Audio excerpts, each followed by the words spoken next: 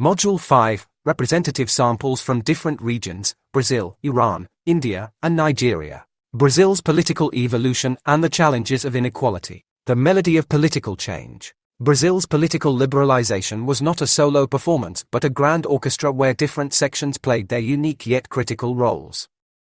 It wasn't just the elite, with their tailored suits and boardroom strategies, who orchestrated this change. Nor was it solely the business moguls with their economic clout or the religious leaders with their moral compasses. Instead, it was a concerted effort, a blend of elite, business, and religious pressures that harmonized to shift Brazil from an authoritarian regime to a more open, democratic society. This transition was like a complex dance where each dancer, elite, business, and religious, had a part, contributing to the overall movement towards political freedom. Income inequality, a persistent riddle. Brazil's economic narrative is akin to a tale of two cities. On one side, we have the ultra-rich, representing a mere 1% of the population, yet holding a lion's share of 13% of all household income. It's a stark contrast to the other half of the population, around 80 million Brazilians, who are trying to make ends meet with the same percentage of the national income. This glaring disparity highlights a deep-rooted problem in wealth distribution. The roots of this inequality are as complex as they are deep. Picture a tree where the branches are the various factors contributing to this disparity. The tax system, favoring the rich, is one such branch. It's like a game where the rules are skewed in favor of one player.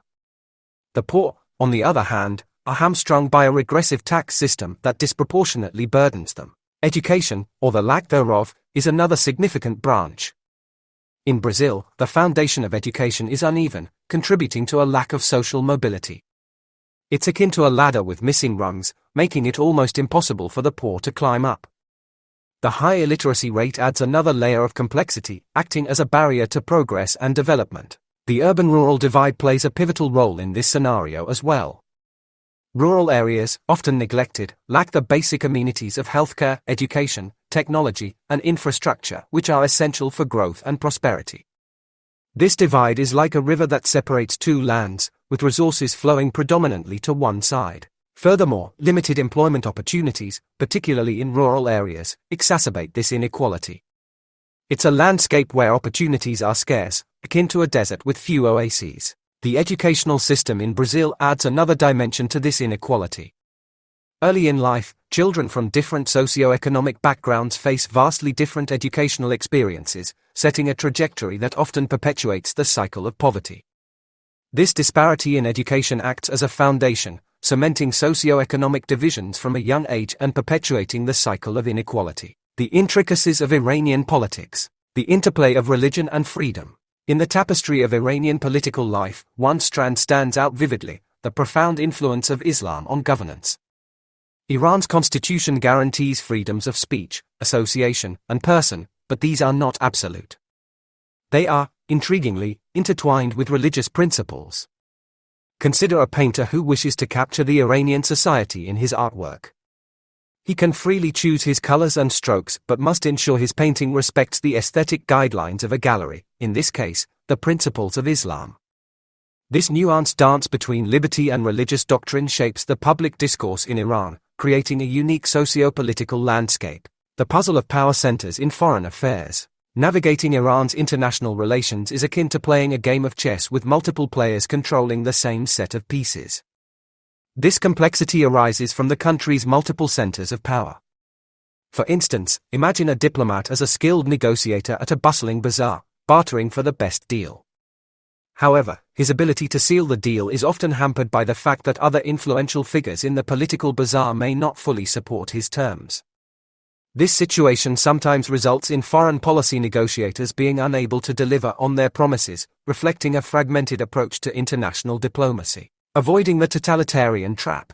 Iran's journey away from totalitarianism is akin to a river that deftly avoids becoming a stagnant pond. This dynamic flow is maintained through several key factors.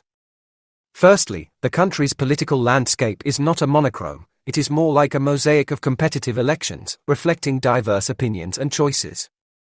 Secondly, the foundation of governance in Iran is deeply rooted in Islamic principles, which often stand in contrast to totalitarian ideologies.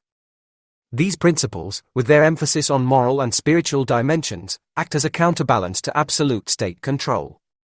Additionally, traditional doctrines, both Iranian and Islamic, have a penchant for private ownership and enterprise, adding vibrant colors to the economic aspect of society.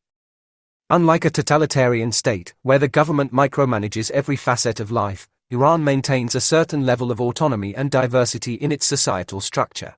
Rouhani and the Iranian bomb. The narrative of Iran's nuclear ambitions, particularly during President Rouhani's tenure, adds another layer to our understanding of Iranian politics. Rouhani, often perceived as a moderate reformer, navigated the treacherous waters of nuclear diplomacy with a blend of pragmatism and adherence to nationalistic and Islamic principles. This period in Iran's history highlights the delicate balance between national interests, religious doctrines, and international pressures. It's like a tightrope walker balancing the pole of national pride and the weights of global expectations at either end. The political landscape of India. The role of electronic media in India's political sphere. In a country as vibrant and diverse as India, electronic media has emerged as a vital player in shaping public opinion and political discourse. Interestingly, its significance can be largely attributed to the country's challenging literacy landscape. With a substantial portion of the population still grappling with literacy issues, television and radio have become the go-to sources for news and information. This trend is not just a reflection of accessibility but also speaks to the inclusive nature of electronic media, offering a platform where even those unable to read can stay informed and engaged. The rise of electronic media in India mirrors a global trend, yet its unique Indian context is what makes it particularly noteworthy. The colorful chaos of Indian politics finds a resonant echo in the bustling world of electronic news and entertainment, where the drama of daily news often rivals that of Bollywood cinema. In this dynamic environment, electronic media has not just survived but thrived, primarily because it transcends the barriers of literacy, bringing political narratives to the living rooms of millions. Swadeshi, a reflection of India's economic and political identity. Swadeshi, a term deeply entrenched in India's historical and political lexicon, represents more than just a policy, it's a philosophy. Rooted in the freedom struggle against British colonialism, Swadeshi was a clarion call for self-sufficiency, urging Indians to boycott British goods and embrace locally made products. This movement was not merely about economics, it was a powerful symbol of resistance and a statement of national pride. Fast forward to contemporary India, and the echoes of Swadeshi still resonate, albeit in a modern context. It symbolizes a preference for indigenous products and a nod to India's growing confidence in its manufacturing capabilities. In a world increasingly dominated by globalization, Swadeshi serves as a reminder of India's journey from a colony to a sovereign state, fiercely proud of its heritage and yet forging ahead in the global economy. Addressing gender issues, India's journey is not without its paradoxes. One such contradiction lies in its treatment of women. Despite being a country that has seen women in positions of significant political power, India still struggles with deep-seated gender biases and inequalities. The question, why is India so bad for women, is not just a journalistic query but a societal introspection. This issue is multifaceted, involving cultural norms, economic barriers, and political lethargy in addressing gender disparities. While there have been strides in empowering women, especially in urban areas, a significant portion of Indian women continue to grapple with issues ranging from limited access to education and healthcare to systemic violence and discrimination. It's a complex problem that requires a multi-pronged solution, involving not just policy change but also a shift in cultural attitudes. Nigerian politics, influential groups. Let's embark on a vibrant journey through the political landscape of Nigeria, a country as complex and colorful as an intricate tapestry. Nigeria, you see, isn't just any country, it's a pulsating heart in the vast body of Africa, a land where democracy dances with diversity and political power shifts like sands in the Sahara. In this vibrant political ecosystem, influence is not held by one, but many. Let's peel back the layers to understand who truly holds the reins of power in this African giant. First, we have the associational and non-associational groups. These are your typical political players, political parties, unions, and other organized bodies. They are like the chess pieces in Nigeria's political game, each moving with strategy and intent. In the early days of Nigeria's independence in 1960, groups like the Action Group and the Northern People's Congress played this game well, albeit with a regional rather than national focus. However, these groups, as influential as they are, aren't the puppet masters of Nigerian politics. Enter the real power players, religious and ethnic groups.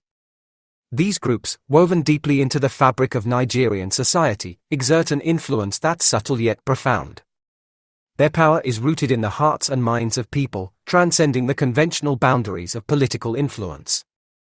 This influence is not just about votes, it's about shaping the very identity and beliefs of the populace.